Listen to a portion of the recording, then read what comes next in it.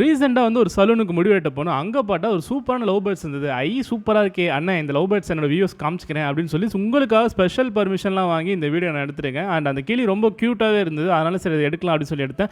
அது நம்மளை பார்த்தோன்னே என்ன நினச்சதுன்னு தெரியல, நவுந்து போகுது. நான் அப்போ கேட்டேன், பச்சை கிளி எங்கே போகிற அப்படின்னு கேட்டேன். அண்ட் அதுக்கப்புறம் தான் பார்த்தேன், அந்த பச்சை கிளியில் வந்து 2 பேரில் ஒன்று தான் இருந்தது.